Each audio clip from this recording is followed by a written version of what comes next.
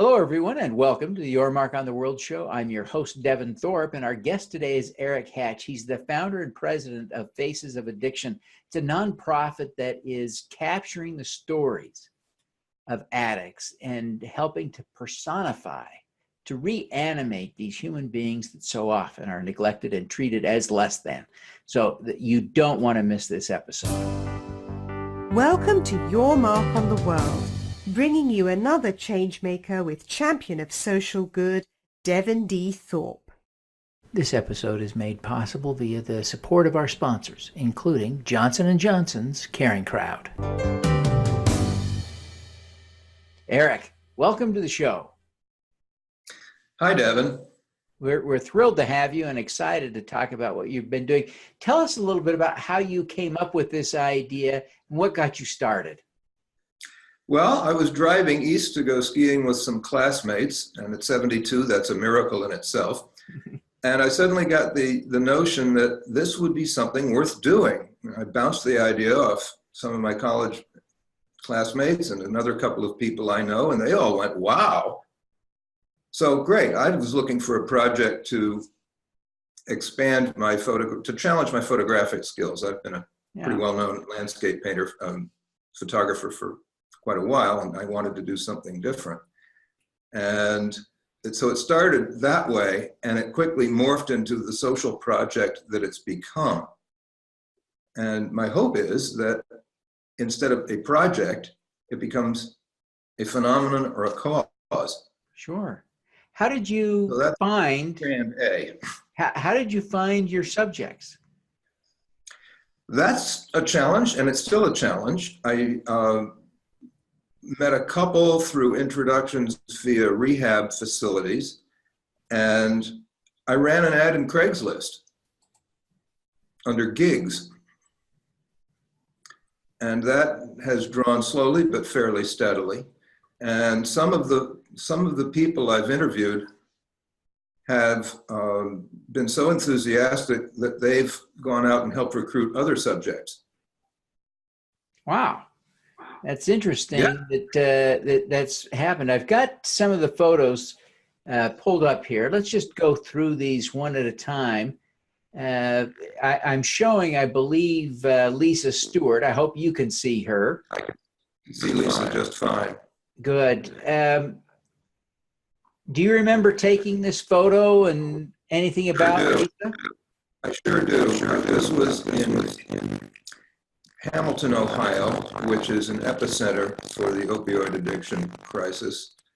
And I had just interviewed and photographed a woman named Billy Simpson, who suggested that we go over to the local dollar store area, and this picture was, and there were a number of addicted people there.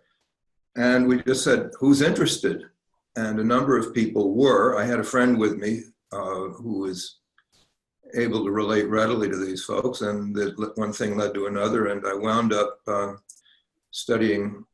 photographing 6 people that day. And this particular shot was taken at an abandoned car wash a few hundred yards from where we'd met Lisa.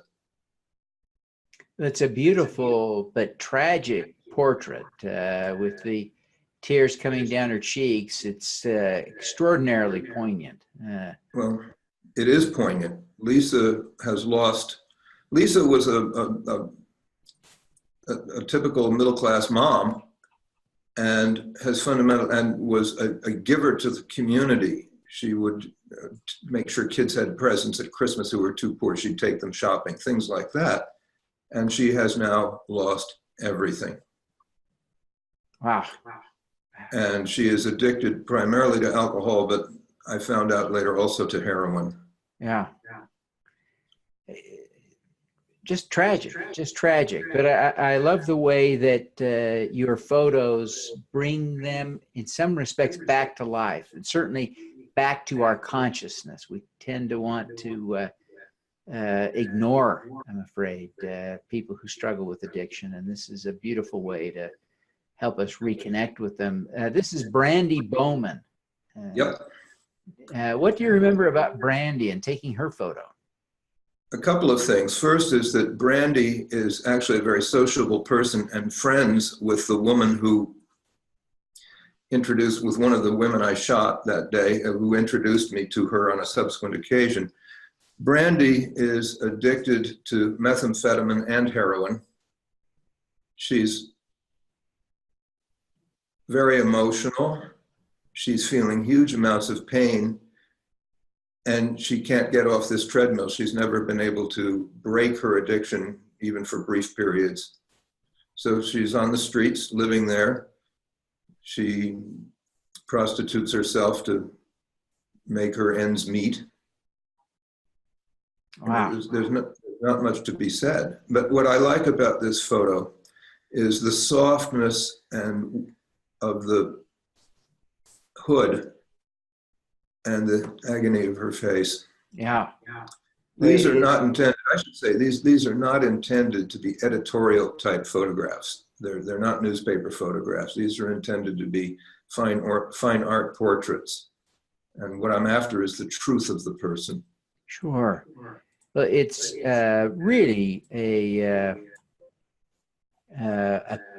painful photo to see, but it's because it captures the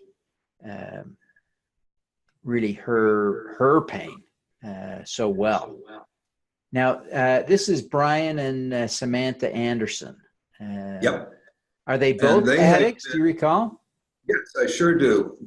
They have been through hell and back and have been clean now for a little over a year. They think they're going to be getting their kids back. Wow. Their background is from the culture that's written about in Hillbilly Elegy. Oh, okay. That's their background, and they've been trapped into they drifted into addiction and then were trapped there, as most people are. And the costs to them, I asked specifically about the cost, and as I recall, they lost a house, they lost a couple of cars, they lost their jobs, and they lost the kid. Wow. But they're coming back. And it ain't easy, but they're doing it. Yeah, it is incredibly difficult. I of course am not an expert, but everyone I've talked to who's been through that has said essentially the same thing. This photo of a mother and daughter, Megan and Ruthie Fugate, really a powerful photo. What do you remember about Megan? Megan and her daughter are part of a family living in Dayton, Ohio. They are addicted to heroin, and the whole family is engaged in this problem one way or another. Their mother is a registered nurse and is not addicted, but everybody else pretty much is. And what happened, Megan has an older sister who was the one who actually contacted me to do these photos. And everybody in this part of the family wanted to be involved. So I said, okay. And what happens is that Megan and her sister are present and then go away. Yeah. And that's what's happened here in this shot. 2 seconds before this, Megan was present and her daughter was looking at her and there was eye contact. And then literally 2 seconds later, because the data on the camera tells me when, this occurred. Heartbreaking. I should say, for those who are trying to listen to this discussion on the podcast, I'd encourage you, if you can, to slip over to YouTube and grab this episode there, where you can see the photos, or on yourmarkontheworld.com, again, where you can see the YouTube video. Let's go on to the next photo. This is Eric Swartz. Yeah. Tell us about Eric. What do you remember? Eric is addicted to methamphetamine. He has basically no teeth, no hair, and no hope. And one of the people I met in Hamilton, where he lives, dated him before he got like this. Oh. He's a slight of build, emaciated as are most meth users.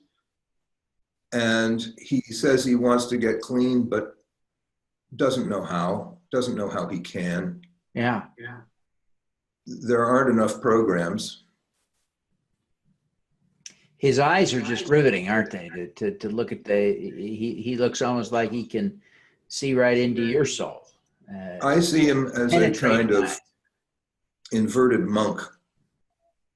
Yeah. And what he has seen in there and is seeing out from is not a place you or I would want to be. Yeah. I get that. But he's a human being, He feels things. Now, Frank here, this photo of Frank, he's the first one that I saw of your photographs. And he's number one. He's the head of the hit parade. Frank answered my Craigslist ad and was willing to do this. We talked inside his house for a length of time and then came outside. He's a heroin user, has done a lot of meth as well, and he also has no teeth. Yeah. You can see, he's in recovery, but he says he cheats a little bit. Yeah. Which tells you that he's not in recovery. Yeah. And not really. He's articulate. He's pleasant. He's got a family his first family broke up, and now he has a 4.5-year-old son and a woman who seems to stay with him. And they're trying for the best. Yeah. Well, it's a beautiful portrait. So respectful. I love it. I'm sure that's how you're able to get more photos, is the beauty of the ones you've taken. I'm showing now Keith Maynard. What do you recall of Keith's story? Keith's story is that he's he's obviously an older man. He's been addicted off and on for many years. He's now living in a self-policing community of people who look after one another and try and make sure they stay clean and sober. There's frequent testing and very strict rules about it. And you can see in his face a kind of gravitas and a lot of experience. Yeah. And that's really him. He's emerging. He's been clean now for quite a while and is almost ready to leave the halfway house. And I asked, how do you know, what do you do? Does somebody give you a release? He says, no, you know when you're ready. Oh, that's scary. It's got to be scary for him too. It takes so long. Did he say, you said he's been clean now for several years? No, I don't think several years. I think it's a year. Okay. Yeah. Boy, it is such a challenge.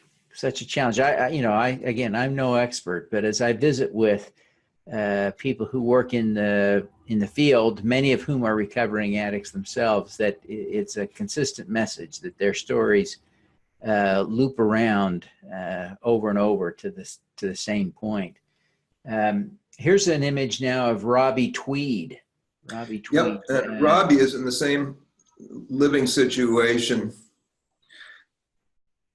and he's much less far along into his recovery.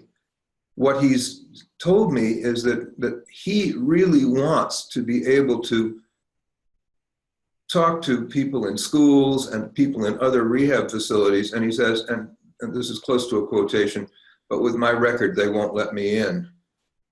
Yeah. So maybe this way I can reach them. Yeah. Just heartbreaking to think. And did he tell you what his message would be? Don't be like me. Yeah. And I've got to tell you, most of the people I've interviewed have said things like, you've given us a voice, you've made it possible to ask for help, which we were too afraid to do. This is the first time anybody's ever listened to me in my life. I hear this from the people whom I've listened to and photographed. And so they're getting something out of this. Yeah.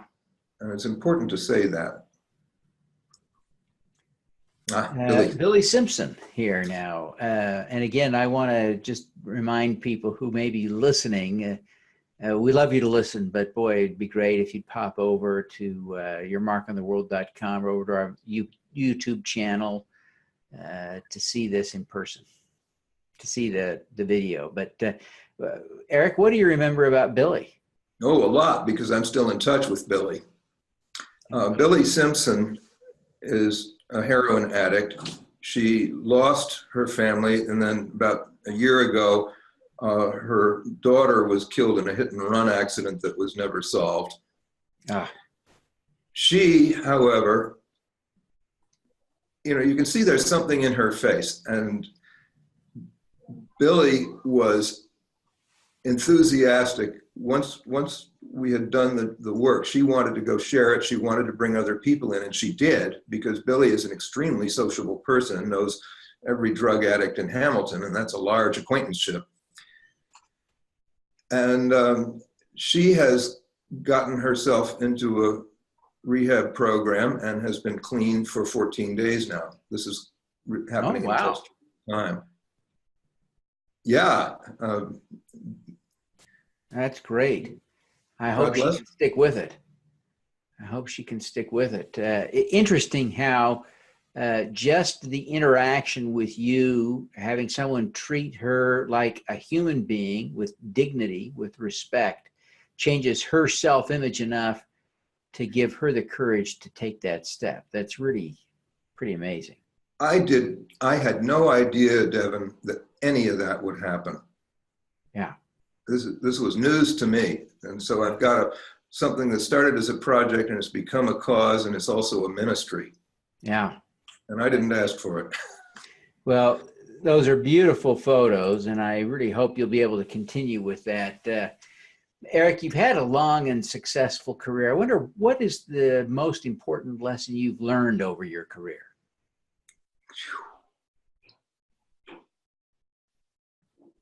Keep pitching. Don't bail. I'm 72 years old, and I don't look it because I dye my hair. Yeah. And I also don't seem to be 72 because my energy levels are pretty high, and because I'm an engaged and committed person. Yeah. And so what I would say is, hang in there. Don't bail on the world. Don't sit back and watch your television forever and ever. Yeah, great point. You haven't always been engaged in social work. That isn't your career. No. What drew you to this project? What were the founding kernels, the motivation? Okay.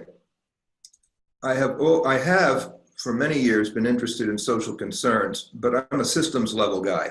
I tend to think up at this level. Mm-hmm. And this project has me down, obviously, at street level.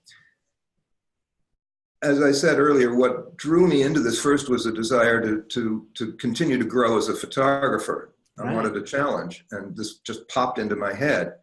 But the longer I go with it, the more convinced I am that it ain't about the photography.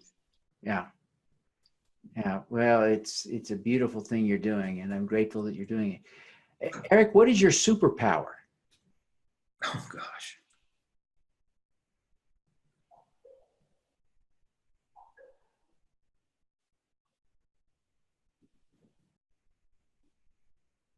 I would say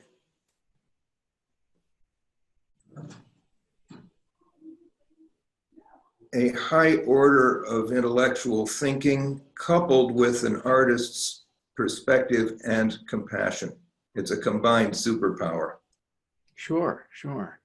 Well, I had to think about it. It is a beautiful power. You're doing great work, and I really want to wish you success in what you're doing. But before you go, Eric, and I do appreciate you taking the time to do this, would you tell people how they can learn more about Faces of Addiction and how they can connect with you personally? Absolutely. facesofaddiction.net. That's our website. You can see about 16 of these faces and their stories, read their stories. You can learn how the project's organized. You can learn how you can contribute. And we do need this. This thing's going to run a fairly large budget before it's done. And I can't continue to fund it personally. So that's going to need to happen. Yeah. And to contact me personally, you can either find me on LinkedIn. You can find me on Twitter as @EricHatch or as FOA_info. And you can, what have I forgotten? Just look for Eric Hatch. You'll find me. Okay, that's great. Well, Eric, thanks again for being here with us today. Don't mind that. Okay, we really appreciate you being here. Really appreciate you taking the time. Commend you for the beautiful work that you're doing and the impact it's having, and wish you every success in your project. Devin, thank you very much. It's an opportunity to be here, and you do amazing stuff, and you know the world needs you. Well, thank you. Let's do some good. At Caring Crowd, we believe everyone has the power to make a difference. Through our crowdfunding platform for community health, we empower passionate people to drive real change. Whether you work for a nonprofit organization, volunteer, or want to get involved for the first time, you can post a campaign on Caring Crowd. Join us, because caring is where change begins. Thank you for listening. This podcast is available at youtube.com/Devin Thorpe. Subscribe to this podcast on Stitcher or iTunes by searching for Your Mark on the World. Every weekday, Devin hosts a CEO, celebrity, entrepreneur, or other changemaker here on the Your Mark on the World show to inspire and prepare you to make your mark. Devin is a champion of social good, writing about, advocating for, and advising people who are doing good. He is a Forbes contributor who is a recognized thought leader in social entrepreneurship, impact investing, and crowdfunding. To book Devin as a speaker, visit devinthorpe.com.